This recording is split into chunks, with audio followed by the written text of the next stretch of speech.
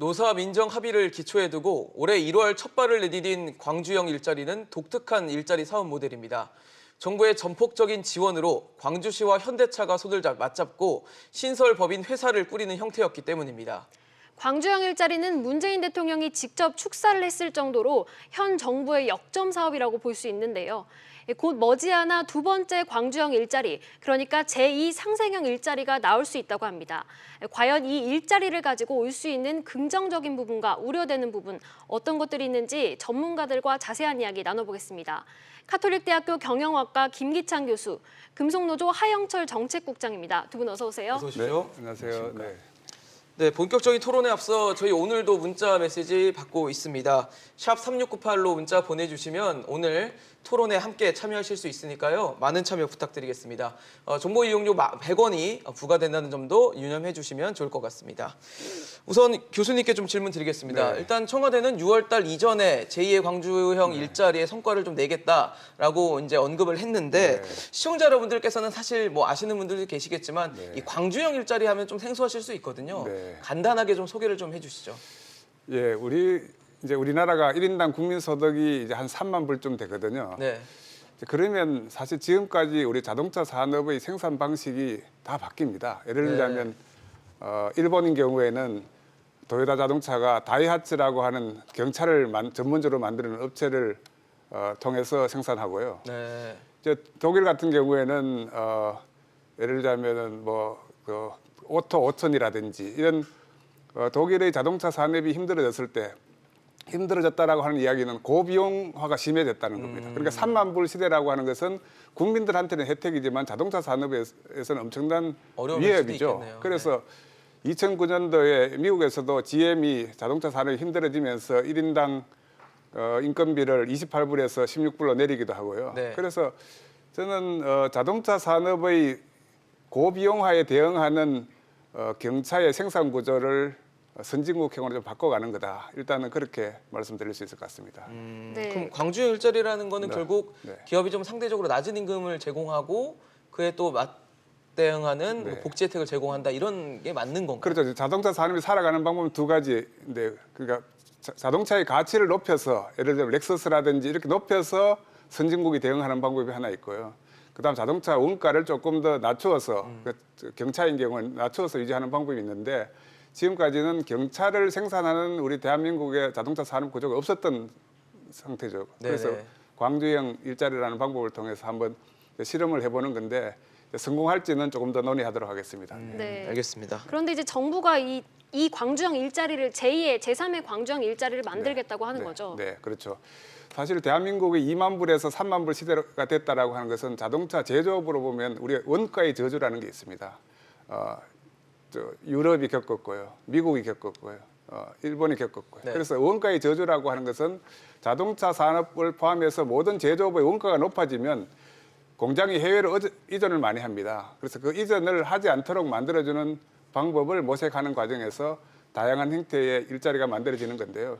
실제로 광주는 1인당 국민 소득, 1인당 지역 주민들의 소득이 현재 한 2만 2천 불밖에 안 되죠, 그죠? 그러니까 사실 어떻게 보면은 지금 현재와 같은 방식으로 한 3,500만 원, 3,800만 원 주게 되면 1인당 지역 소득에 비해서 훨씬 더 높은 소득이고요. 그렇게 유지할 수만 있다면 굉장히 바람직하다, 지역 경제 활성화에 그렇게 저는 보고 있습니다. 네, 이번에 하영철 국장님께 좀 여쭤보겠습니다. 사실 광주형 일자리가 타결되기까지도 굉장히 난항이 많았잖아요. 사실 그 협상 과정에서 가장 어려웠던 점이 뭐였던 건가요? 글쎄요, 그 민주노총이나 저희 금속노조가 직접 협상에 참여하지는 않아서 자세히 모르겠지만 저희가 계속해서 반대했던 것은 일단 아직 입사하지도 않은 노동자들의 단체 협약, 노동상권, 헌법이 보장하는 노동상권을 아예 무시하는 단체 협약을 5년 동안 유예한다든가, 교섭을 유예한다든가, 그 다음에 전반적으로 저임금 노동자들의 양산하는 모델이 된다는 거에 대해서 반대를 했고요. 그리고 또 하나는 그 모델이 사실상 노사민정이라고 하지만 사실상 사가 빠진 노민정이 다 만들어 놓고 현대자동차를 압박해서 투자를 할 거냐 말 거냐로 이루어진 거거든요. 즉 말해서 이 광주형 일자리 모델이 지속 가능하냐 하는 모델에 대해서 자꾸 우리가 의문을 제기했던 거고요. 그러니까 그러니까 광주형 일자리에 그 자동차 산업을 처음부터 같이 결합을 해서 논의를 했어야 되는데 노민정이 결정을 하고 자동차 산업을 억지로 끼워 맞추다 보니까 이 모델 자체가 지속 가능성이 결여돼 있다는 것과 만약에 그렇지 않게 된다면 지속 가능하지 못하고 적자가 계속 난다면 이제는 지속적으로 국민의 세금이 들어갈 수밖에 없는 아주 위험한 모델이라는 것이 가장 네. 큰 우려가 되는 거죠. 사실 광주형 일자리만 보고 봤을 때는 예. 임금 수준이 한 3,500만 원 정도. 그러니까 완성차 업계에서 기존에 일하시던 분들보다는 임금이 좀 낮은 수준이더라고요. 예, 그렇습니다. 우리가 볼 때요, 보통 언론에서나 매스컴에서 보도할 때 완성차 노동자들의 임금이 고임금이라는 이야기를 많이 하는데 네. 그렇지 않습니다. 대한민국의 완성차의 임금은요, 장시간 노동에 기반하는 겁니다. 예를 들어서 현대자동차를 예를 들면요, 작년에 평균 기술직의 그러니까 생산직의 노동 시간이 거의 1,900시간에 가깝거든요. 그것은 일본 같은 경우 1,713시간, 또 독일 같은 경우에는 1,350시간, 즉 엄청난 장시간 노동에 의해서 그만큼 임금을 많이 받는. 그런데 이제 한국의 노동자들도 그들과 같이 임금 수준을 올라가기를 원하죠. 예를 들어서 독일 같은 경우에는 주 3일 일하고 한 8천만 원의 임금을 받는다고 한다면 일본 같은 경우에는 주 4일 정도 일하고 한 1,800만 원, 한 8천만 원 정도. 근데 한국의 생산직 완성차 노동자들의 임금 9천만 원이 넘는다고 하는 것은 아까도 말씀드렸지만 장시간 노동, 굉장히 오랫동안 약 1,900시간에 가까운 노동을 하고 만든 거라고 보시면 되고요. 지금 광주에서 합의한 주 44시간에 3,500만 원 임금이라고 하는 것은 네. 기본적으로 그 잔업이나 특근을 베이스에 깔고 있단 말이에요. 네네. 그렇다면 자동차 수요가 그만큼 있어야 잔업과 특근을 할 수 그러겠죠. 있는데 예. 아직까지 어떤 그러한 비전이나 판로가 아직 전혀 전무한 상태에서 일단 주 44시간의 임금 연봉 3,500만 원이라고 한다는 것은 사실상 그 잔업과 특근을 하지 못한다면 최저임금에 겨우 육박하는 임금밖에 되지 않는다는 이야기이기 때문에 굉장히 낮은 임금이고 제가 보기에도 연간 3,500만 원을 단기간 안에 지급하는 것은 상당히 어려울 거라고 봐집니다. 네. 근데 임금은 낮지만 사실 뭐 주택이라던가 보육시설 이런 것을 많이 지원해 준다고 하더라고요. 그 부분은 혹시 어떻게 보시나요? 예, 충분히 그것도 이해는 됩니다. 왜냐하면 현대자동차를 다시 예를 들다 보면 네. 현대자동차가 그 기술직 노동자들이 평균 근속이 23년이 넘어요. 평균 연령은 거의 50세입니다.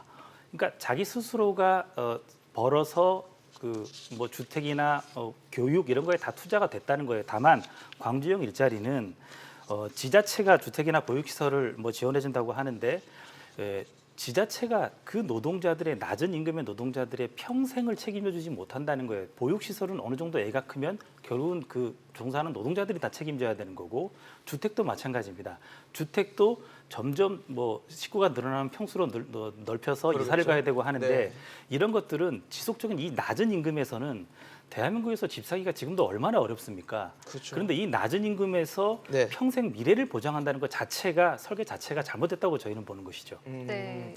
교수님, 그래도 이 광주형 일자리에도 긍정적인 부분들이 분명히 있지 않습니까? 네. 그래서 사실 자동차 산업이 이제 고비용 구조화되었을 때 살아가는 모델을 보여주고 있는 나라가 두 나라입니다. 하나는 독일이고요, 하나는 일본인데 네. 사실 이제 살아가는 방법 두 가지인데 하나는 생산성을 높이는 거고요, 또 하나는 부가가치를 높이는 거예요. 그래서 대한민국의 자동차 산업을 논의하는 과정에서 이 두 가지가 사실 빠져 있다는 게 굉장히 문제고요. 사실 일본인 경우에는 이렇게 고비용 구조인데도 불구하고 지난주에 일본의 모든 언론이 대서특필한 뉴스가 하나 있습니다. 뭔가요? 그거는 도요타 자동차가 320조 엔, 일본 기업들 중에 최초로 30조 엔의 매출을 넘어섰다는 거거든요. 그래서 또 이 도요타 자동차는 매출이 떨어지고 있는 중국에서조차도 14% 매출이 성장했어요. 왜 그랬을까요? 렉서스와 같은 고급 자동차를 만들고 또 다이하츠와 같은 싼 자동차도 같이 경자동차도 생산하고. 만들어서 네. 수출을 많이 하고, 그래서 세계에서 가장 매출의 영업이익률이 높은 게 네. 경차를 만들었던 일본의 자동차 업체 스바루입니다. 네. 그래서 그런 업체들은 끊임없이 신제품을 만들고 끊임없이 생산성을 높이는 건데, 제가 요즘 우리 자동차 부품 업체들 가보면 또는 완성업체들 가보면 생산성이라든지 원가 절감에 대한 논의가 너무 없어요. 그래서 사실 우리나라 자동차 부품 업체의 지금 현재 매출의 영업이익률이 1.9%에 불과하고요. 네. 한 20% 정도가 지금 적자에 빠져 있습니다.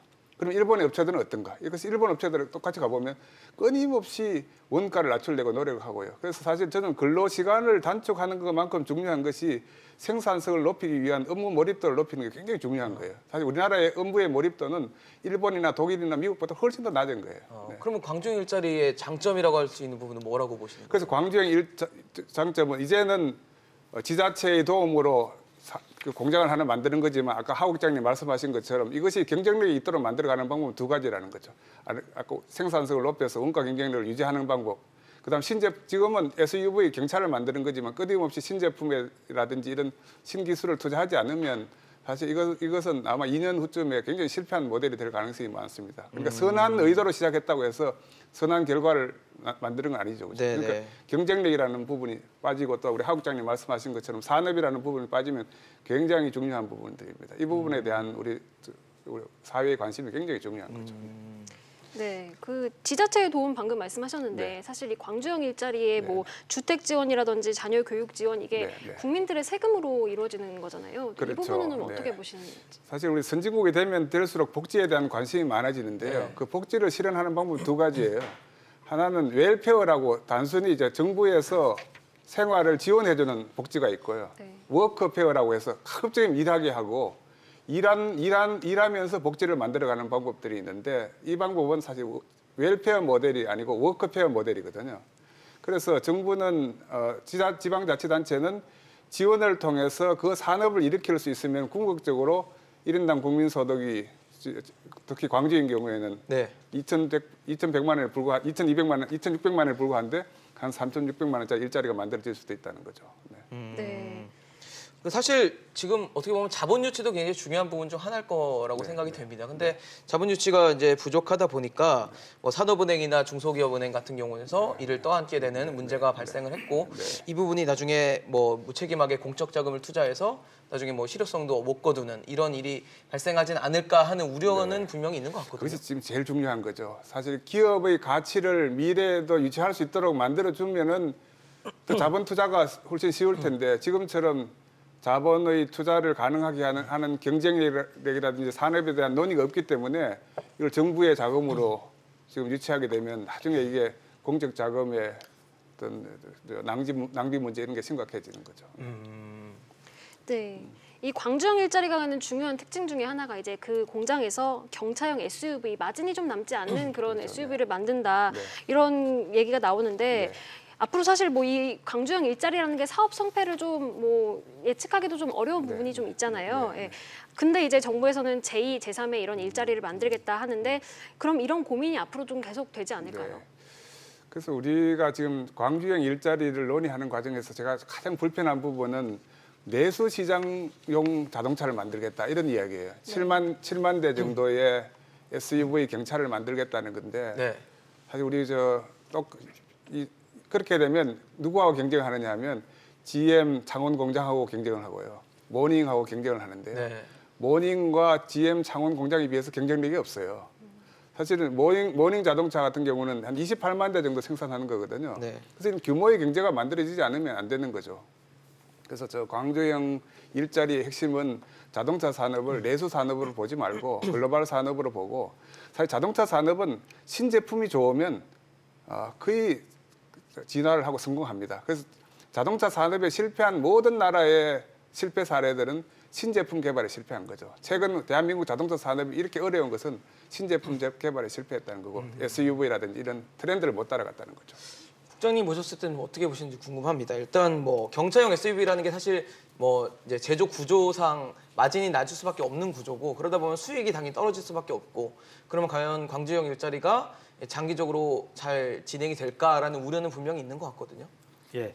그래서 제가 비슷한 동이오토 사례를 이렇게 가지고 왔습니다. 네. 왔는데 좀 살짝 위로 들어주시면 아마 카메라가 좀 잡을 수 있을 것 같은데. 연도별 네네. 2011년부터 자세히 안 보이네요. 연도별 매출액과 네. 당기순이익을 쭉 영업이익과 당기순이익을 제가 네네. 정리했는 말씀을 드리면 이런 네네. 겁니다. 동이오토라는 모델 자체는 현대 기아차 그룹이 자동차의 그 수익을 위해서 자기들이 투자해서 이대주주로 참여해서 만든 모델이란 말이에요. 네. 물론 그 안에는 전부 비정규직으로 채워져 있고 최근에 최저임금 때문에 상여금 300%를 기본급화하면서 이제 겨우 이제 8,900만 원 정도의 임금 수준을 맞춘 겁니다. 맞췄고 동이오토 같은 경우에는 연간 경차 생산 대수가 많을 때는 연간 28만 6천 대까지 생산을 했었어요. 네. 그런데 이렇게 28만 6천 대까지 생산한 동이오토가 당기 순이익이 보면 거의 30억, 20억 뭐 이렇게 막 요 수준에서 머물러 있거든요. 그것은 결국은 이렇게 수익을 위해서 만든 공장임에도 불구하고 순이익이 겨우 이제 적잖하지 못해 마지못해 유지하고 있는 겁니다. 그런데 하물며 광주 같은 경우에는 광주형 일자리는 뭐 7만 대라고는 말도 있고 10만 대라는 말도 있습니다만 그 규모의 경제 아까 교수님이 지적해 주셨듯이 규모의 경제가 되지 않은 어느 정도 일정 부분 25만 대, 28만 대가 되는 규모의 경제가 갖추어진 동이오토도 수익이 뭐 20억, 30억 이 정도밖에 안 되는데 당기 순이익이 네. 과연 광주형 일자리라는 것 자체가 수익이 날 수 있느냐는 거에 대해서는 굉장히 산업적인 측면에서는 의문입니다. 제가 노동계에서 나와서 산업적인 측면을 이야기한다는 게 좀 맞지 않는다고 보지만 제가 자동차에서 그래도 한 20년 넘게 밥을 먹은 사람으로서 말씀을 드리는 거고요. 네네. 그렇게 되면 결국은 광주형 일자리에 채용된 그 노동자들의 그 일자리는 지속 가능할 수가 없는 그렇죠. 모델이 되는 불안할 겁니다. 수밖에 불안할 없죠. 수밖에 없고. 네. 그리고 자동차 산업이라는 것이 신 모델이 뭐 투입되거나 할 때는 대규모 수천억의 대규모 투자 자금이 들어가서 생산 설비를 또 개선을 해야 돼요. 그런데 광주형 일자리는 딱 저희가 봐도 수익이 나지도 않는데 투자 자금도 만들 수 없는 그러니까 재투자를 계속해야 되는데 네네. 그렇지 못한 모델이기 때문에 이건 분명히 산업적인 측면을 대입을 해서 보면 성공하기 굉장히 힘든 모델이라고 저희는 보고 있습니다. 네. 김 교수님 또 네. 궁금한 게 하나가 네. 이제 네. 광주나 그 광주 근처에 있는 그 청년들이 과연 이 광주형 일자리의 혜택을 받을 수 있느냐 이것도 네. 좀 궁금한 점인데 어떻게 보시나요? 사실 아까 우리 동이오토 우리 국장님께서 말씀하셨지만 사실 동이오토는 어떻게 보면은 그 완성업체 공장이라기보다는 협력업체 공장이에요. 11개 협력업체들이 모여가지고 생산을 네. 하는 거고요.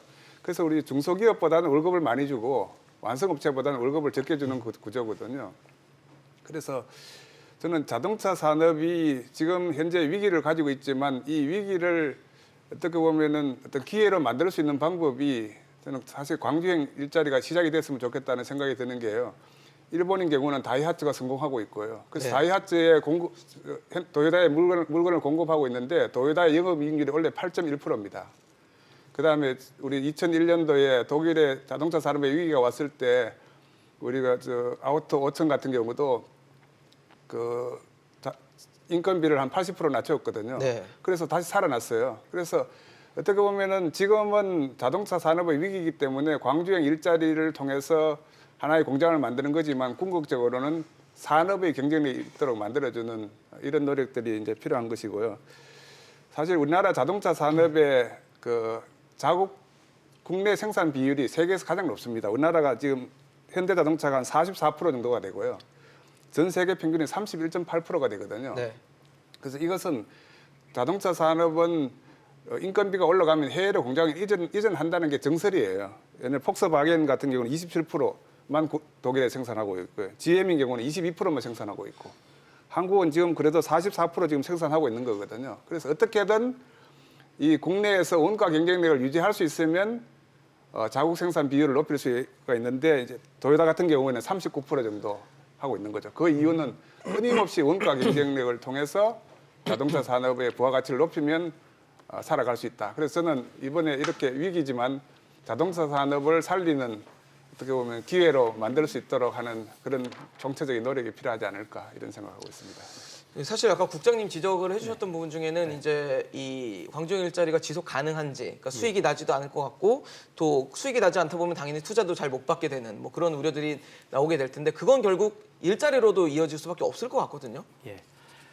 방금 교수님이 말씀하셨듯이 저는 그 자동차를 20년 넘게 근무했던 당사자로서 그 교수님 말씀에 일정 부분 동의하지 않는 부분이 있습니다. 그것은 네네. 뭐냐면 완성차가 국내 공장 생산진 노동자들의 인건비가 올라가서 해외로 이전한다는 것인데 그것은 동의되지 않고요. 왜냐하면 지금 해외로 이전하는 것이 대부분 그 나라의 관세 장벽이 높기 때문에 현지 공장을 짓는 거거든요. 예를 들어서 한국에서 만들어서 수출을 했는데 충분히 수익이 난다면 굳이 외국에 공장을 지을 필요가 없겠죠. 그렇겠죠. 그래서 그렇다는 문제고. 네네. 그리고 아직까지 이 정부기관인 산업연구원에서조차도 지금 이야기하는 것이 한국이 시간당 자동차 산업의 시간당 임금이 저렴하다. 예를 들어 자료가 구체적으로 나왔는데요. 네. 한국이 시간당 27달러, 미국이 40달러, 독일이 54달러, 프랑스가 40달러, 이태리가 36달러입니다. 그래서 방금 질문으로 다시 돌아오시면 네. 아직까지 한국이 뭐 굉장히 고임금이라고 하지만 시간당 노동임금은 굉장히 낮기 때문에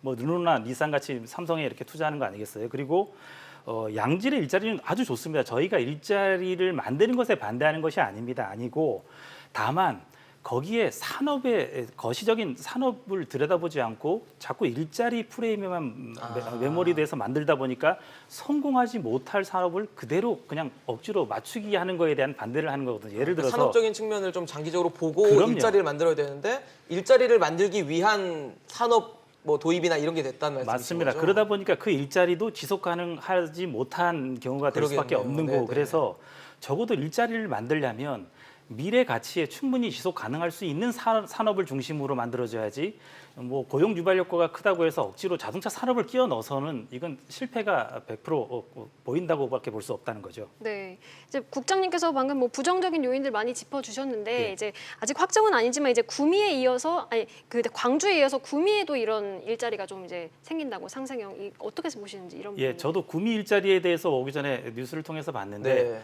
구미는 자동차 노사 상생 일자리, 그러니까 그 산업적인 측면에서 볼 때 자동차 완성차를 만드는 것이 아니라 네.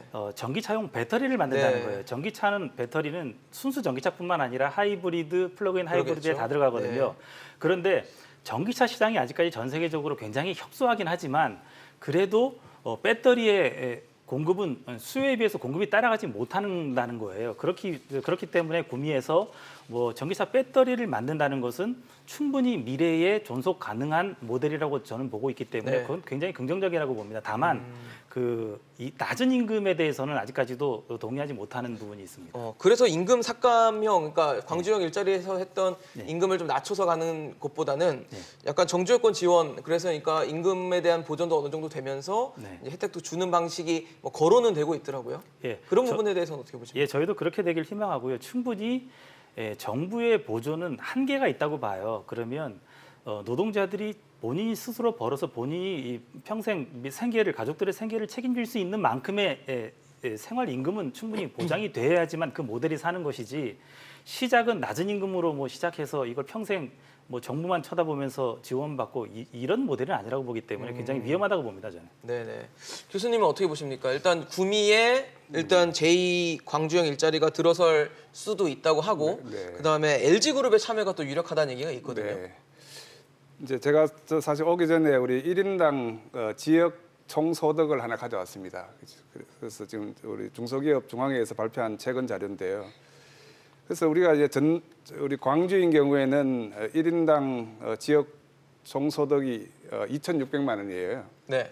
뭐 대구인 경우는 2,400만 원, 뭐 이렇게 되는 건데 저는 지역 총소득을 넘어서는 어떤 일자리도 만들려고 하는 노력을 하는 게 지역 경제를 살리는 길이다. 왜냐하면 물론 기본적으로는 지속 가능성을 전제로 해야 되지만 공장을 만들고 그 다음 단계는 혁신을 해야 되는 거죠. 혁신이 빠진 일자리는 아까 우리 국장님 말씀하신 것처럼 그 자체가 국민의 부담이 되는 거니까. 그래서 네. 저는 거기 혁신이라는 말, 그다음 지속 가능성이라는 말을 얹어서 우리 총체적으로 논의하면 이 자체가 대한민국 자동차 산업을 저는 3만 불 시대로 또는 전자산업을 3만 불 시대로 바꾸는 거다. 그래서 지난 50년간의 제조 산업 모델을 이제는 좀 새로운 방법으로 좀 바꿀 때가 되지 않았나 있다라고 보시는 저는 이렇게 거군요. 생각하고 있습니다. 알겠습니다. 일단 저희가 지금 뭐 계속 토론을 하는 동안 문자 메시지 들어와 있는데요. 1588님께서 저는 구미 사람인데 구미 많이 어렵습니다. 그리고 이번 그 일자리, 광주형 일자리가 들어온다는 얘기에 반가운 소식이네요라고 반기는 문자를 보내주시기도 했습니다. 네, 또 2402님이 왜 해보지도 않고 벌써 실패를 속단합니까? 일자리 나누기 필요합니다라는 의견 주셨습니다. 네, 그리고 마지막으로 문자 하나만 더 소개해드리고 마치도록 하겠습니다. 1223님께서 한국처럼 강성노조가 있는 한 협업은 없다. 그래서 불확실한 경영 환경으로 해외에 나간다라고 노조에 대한 지적도 해주시기도 했습니다. 지금까지 사실 이번 이제 제2의 광주형 일자리가 상반기 내에 들어선다는 소식, 그리고 그 전에 있었던 광주형 일자리를 두고 어떤 논란이 있는지 하영철 국장, 김기찬 교수와 함께 얘기 나눠봤습니다. 말씀 감사합니다. 잘 들었습니다. 네, 감사합니다. 네.